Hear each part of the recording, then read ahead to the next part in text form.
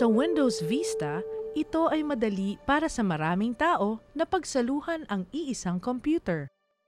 Ang bawat tao ay maaaring magkaroon ng hiwalay na account na gumagamit ng may pasadyang mga setting at preferensya.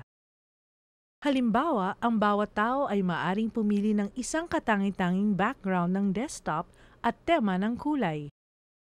Ang tipo ng account ng gumagamit na mayroon ka ay tutukoy sa iyong mga pribilehyo sa computer. Mayroong dalawang pangunahing tipo ng account. Ang account na tagapangasiwa ay nalikha kapag nai-install ang Windows. Binibigyan ka nito ng buong access sa computer. Dito, pansinin kung paanong na-access ng tagapangasiwa ang parehong file niya at ng iba pang mga gumagamit. Ang account ng gumagamit na standard ay pahihintulutan kang gampanan ang karaniwang tungkulin at gumawa sa sarili mong file. Ngunit hindi mo maaaring makita o mabago ang file ng ibang gumagamit o kaya'y palitan ang setting nito. Ngayon, pumasok tayo sa isang account. Ang screen ng pagbati ay lalabas kapag binuksan mo ang Windows at ipinakikita nito ang lahat ng mga account na nasa computer. Ang iyong password ang susi sa iyong account. Oras na nakapasok ka na, i-display ng menu na simula ang pangalan ng iyong account at larawan.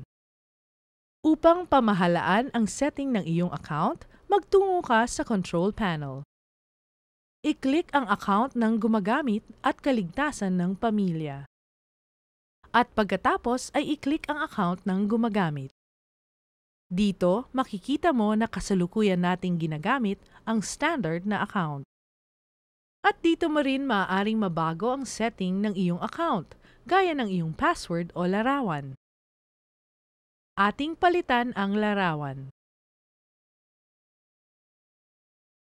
Pansinin na ang mga tungkuling ito ay markado ng isang pananggalan.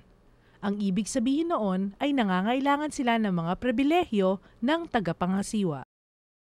Halimbawa, kapag nag-click tayo ng mag-ayos ng ibang account, hahanapan tayo ng password para sa account ng tagapangasiwa.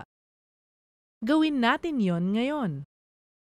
Mula dito, maaari nating baguhin ang alinmang setting ng account ng gumagamit o magdagdag ng bagong mga account sa computer.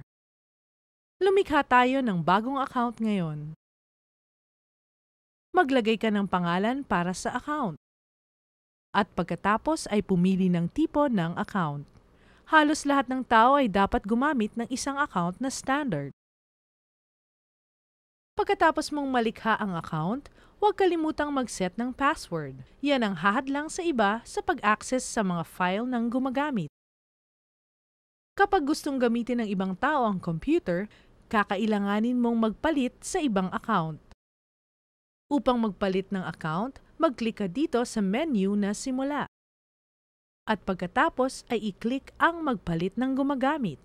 Kung hindi mo makita ang opsyong ito, i-click ang log off. Pagbalik sa screen ng pagbati, maaari kang pumili ng ibang account. Dito, makikita mo ang account na kagagawa lamang natin. Ngayon ay alam mo na ang mga batayan sa paggawa sa account ng gumagamit.